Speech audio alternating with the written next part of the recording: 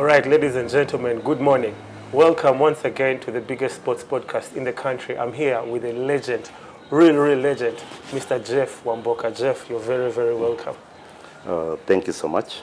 Please say something to the viewers. Well, what can I say? A very good morning to you viewers. And happy to be with you to share my basketball experience with you. Yeah. So, Jeff, we were talking like just a couple of seconds ago. You told me you never played any basketball in high school. No, I did not play basketball in high school. I actually began my basketball career at university. By then, the Uganda Polytechnic Chambogo. That's where I started playing from because I met one of my neighbors back then in Entebbe, and he saw a lot of potential in me and gave me a whole year's workout. Really? Through university, yes. He was also a basketball player? Yes, he was a basketball player with, by then, the Entebbe Air Force. And Air Force was a team in the league?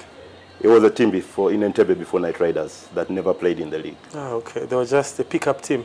Pickup team, and we used to have friendlies with most of the league teams by then. They used to have friendlies by then.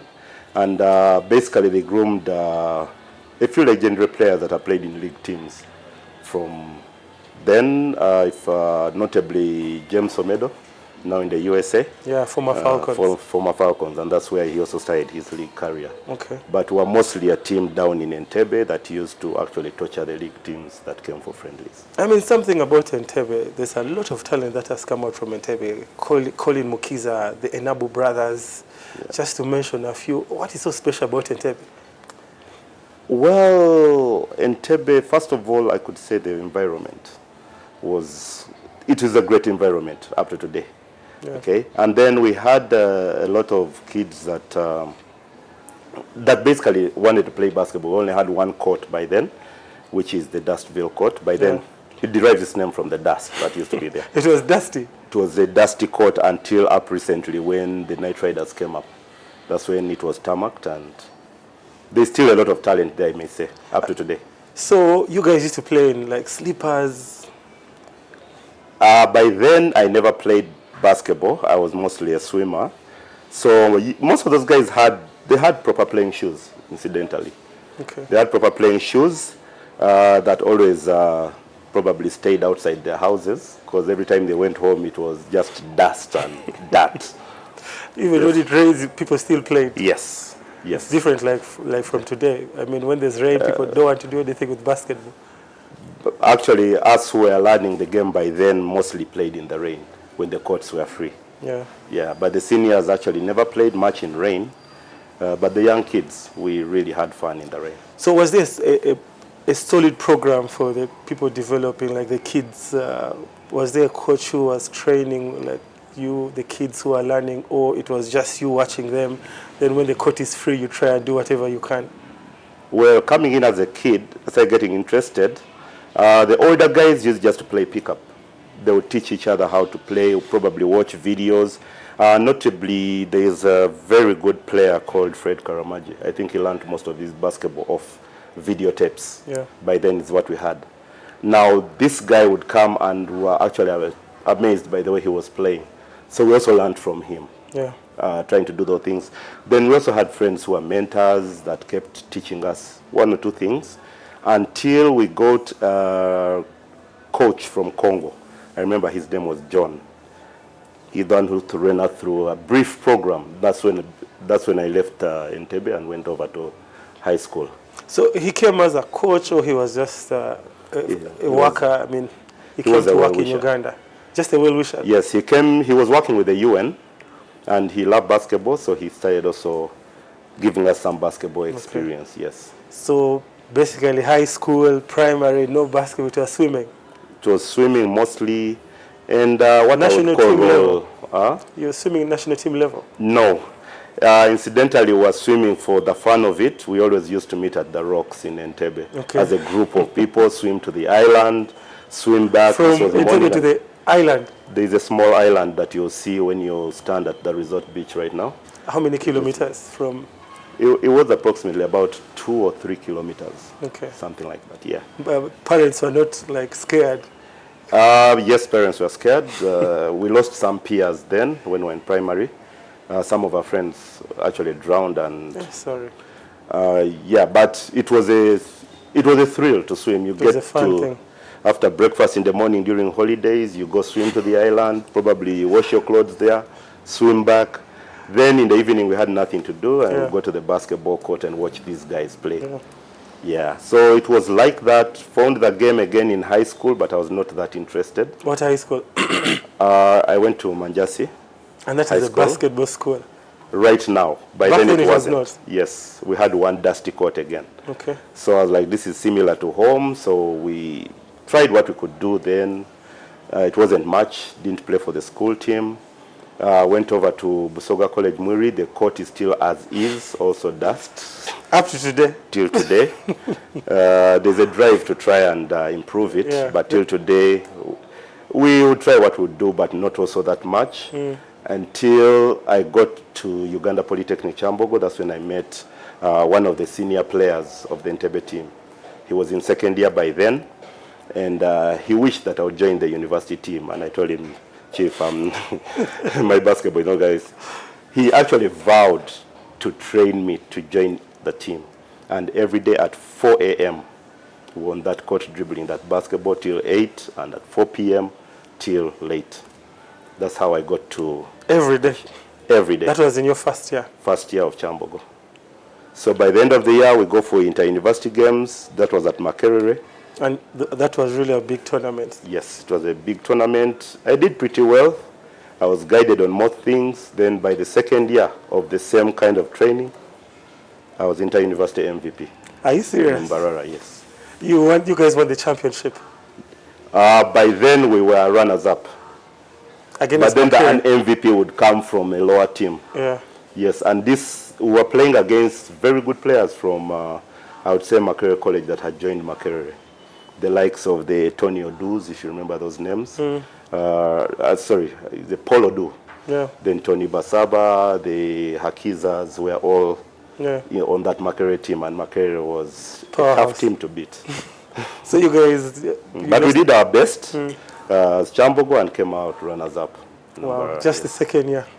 Just in second year, yes. And that's when I got now spotted by the Chambogo families that transitioned into the Warriors. And I started playing the league from the Warriors. For the Warriors, yeah. Something about the Warriors. I don't know if I also played for the Warriors, by the way, but of course I do not know the history that much. Yeah. How was the Warriors formed? Was it owned by some particular individual, or just friends came together? It was already a family together. It was already a group of kids from the Chambogo estates or the Chambogo areas that were playing together, and decided to... There was then the Chambogo family. I didn't play for Chambogo family. I joined them when they were actually transitioning into the Warriors. I'm lost. There was a team called Chambogo family. Yes, and that used to play in the league. And there was also, the team you joined was not the family. The family transitioned into the Warriors now. Ah, okay. Yes. I think, I don't know whether it was change of management by then, but all I looked at was probably the coaching staff of Warriors. Chambogo family had other people who moved to the USA. Okay. And then somebody came in and basically formed the Warriors. And our first coach was actually Coach Kagwa. Right now I can't tell where he is. So which players did you find in Warriors by then? I found the Henry Eric Malinga brothers. We were with Samanya, Emma. Yeah, one of the legendary referees in the league. We were with Nelson Onyuta, still coaches Nabisunsa today. Nelson was also a player? Yes. A point guard or? I beg your pardon? Was he a point guard? Shooting guard. Wow. Yeah. We had quite a number of players also that moved on to the USA. I think there was the elder brother to Brian Gumisiriza. He has another brother? Yes. I had no idea. He's the one we played with, actually. There were people like Jasu, notable names, our same former FUBA president, Ambrose Dashobia, Andrew Bazira. Even Bazira? Yes, we were with Mugisha Justus. That was us in the Warriors. Yeah. Wow. So how was it in Warriors back then? You joined the family. Were they excited you're around? Did they bully you? I know Ambrose had size. And I'm sure he bullied you on the post or something. Yeah, Ambrose was a very strong guy. Yeah. Very strong. Actually gave us the remedy that, you do a bit of bushera and you're good to go. So we did all that stuff. Because of Ambrose. But Warriors, it was a brotherhood. Everybody looked out for everybody. Personally, I remember an experience where I was actually doing an exam, and we had a game, I think that was against Blue Jackets. By then, it was very strong Blue Jackets. Yeah. I was doing an exam, and before I could finish, like 20 minutes before end of exam, the team was at the door. The whole team? The whole team was at the door waiting for me, say, hey, we got to go and play this game. Had to hand in my paper early. We took off. But did you pass that particular paper? I'm a bright guy. Of course. That's a joke. No, we know you're bright. Yeah. So the whole team was there ready? The whole team was there ready for that game, and incidentally, we won that game. What players were on the Blue Jackets, and how was the game? The Blue Jackets by then had Stephen Omon, they had Robert Kasekende, they had, there's a guy who is called Kasigiri, I think. That was Bangirana. They had some very good players, the late Godi. They had a very good team. Omon was in that particular team. Yes. How was Steve by then? Is he the Steve we saw recently, or he was the Masai? By then, that Steve was a young Steve. Just like he was still growing. He was actually still in high school. And on the Blue Jackets team? He was on the Blue Jackets team. He was that good, but stoppable, definitely. Yeah, stoppable. Because with us seniors who are like, this guy is young, he's going nowhere. You let him shine in his own time. You're not about to allow a kid come and take what is yours? No. Okay. Definitely, we ruled that time. He was still learning the game, and basically also he learned a few things from us. So how was that first year in Warriors for you? It was great. I played basketball. I think I have not played in a very long time. Actually, that year enabled 3 of us in the Warriors to get call-ups, basically for national team, and also by then we had intercity tournaments, which was where they would choose Kampala A and Kampala B. But 3 of us in Warriors got call-ups to those teams. Who are those 3? That was you? Definitely the 2 Malinga brothers and myself. Really? Yes. Wow, that was nice. Yeah. So Team A used to play Team B to pick a solid team? No. They both went into the tournament. Both teams were taken into the intercity tournament, Kampala A and Kampala B. A and B. So we played as separate teams, but definitely slept in the same place. In Uganda here? Yeah. The tournament was in Uganda? It was in Kampala, yes. So Nairobi, Dar es Salaam? We played Nairobi, we played Mombasa. By then the Jeff Omondis, by then they were also still young boys. From Mombasa? Yeah, they would walk in here and torture us. Jeff and Robert? Yes. So there have been a problem since back then? There have been a problem since back then as players. As coaches, well, we do our thing and compete. Firstly, did you have different coaches, Kampala A, Kampala B? Yes. One of them was, I think, Robert Ndamaje for Kampala B. Yeah. I get to forget, I think one of the Kaboha brothers was Kampala A's coach. And used to sleep in the same... We were in the same place. Well, it was a brotherhood, but getting on court, it was a different story. So how did the finals go? The finals actually eventually were Kampala A. Because Kampala A had the better players. So you guys... So with us, we stopped somewhere in the semis, and I think third place we were also beaten. By a Kenyan team or? Kenyan team. That was Nairobi. Nairobi City. Yes. Then Ronnie Owinos. The coach? Or? No, he wasn't the coach. He was a player. A good player? Very good player. A point guard? Buddha was a very good player, feared by all Kenyans. Wow, I had no idea about this. So going into the Warriors conversation still, are there any players who really encouraged you when you're in Warriors? So many of them. Basically, I would say the entire team. The entire team was an encouragement. There's no player you would say that this one... Because incidentally, we played before the Ronnie Caseus and the Okias. Yeah, those are the now younger Warriors. Okay, but the older Warriors, everybody looked out for everybody. It was a family. It was a family. And how was practice? Because when I joined Warriors, they used to run us. They used to run us. There was respect for the coach.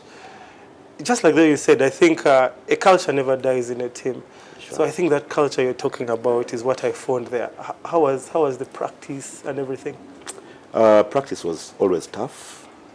We ran a lot too, and we were always also encouraged to do the same on our own. So I didn't find the problem doing Eunice Hill quite a lot, all the way to round to Banda, to the Chambogo Junction, and back to the courts. Yeah. It was a normal thing to run in Warriors for us. Yeah. And we did that, by the way, even before games. You're playing on a Saturday, on a Friday, you're running hard. Friday? Yes. You're running hard. Weren't you fatigued, like, going into the game? Now, let me give you a story about the Warriors. We walked to most of our games from Chambogo. To YMCA? Yes. As a team? As a team. If we were lucky, got some money to do taxi, yes, we would do that. We walked most of our time to the games, played the games, and walked back to Chambogo.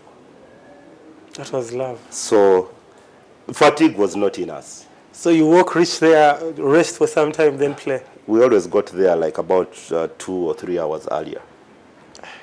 Rested, talked, laid out our expectations, and then went on to play the game. And we won most of it. With Ambrose, it's like... Exactly. So you should never judge a book. People have been through a lot, but... Yeah. Actually, they will always tell you, most of the old Warriors guys will tell you every time we got some small token to go back home, we always started counting each other. We'll be like, mogo in our languages, cassava. Cassava, of course, yeah. We go do street side cassava, put in our caveras, and go back to Chambogo. Walk through Ntinda, back to Chambogo. As a team? And did your parents know this? And I know sometimes you get home late and there's a problem. Personally, I was in university. By then? Chambogo University. Yeah. But then, and most of us were by then, those that were still in their homes, especially like the Malinga brothers, who were still staying at home, I believe did not find a problem with their parents, especially after being explained to, and definitely also as members of the team, we had a rapport with their parents. So it was all okay. Who was the manager, the bridge between the team and like parents? Because that is a really important tool. Most of the teammates did that. I remember the bridge between the team usually were the indigenous warriors. That was the Samanya, Emma, the Nelson. They transitioned from Chambogo family into the Warriors. So they were the older guys in the Chambogo team. Okay. And they were the ones that created basically that management rapport with everybody else. They actually were the link between players and most of the coaches that came. Yeah, they were probably most of the ones that invited the coaches that we had by then. And yes, at one point they called the shots in the team as management.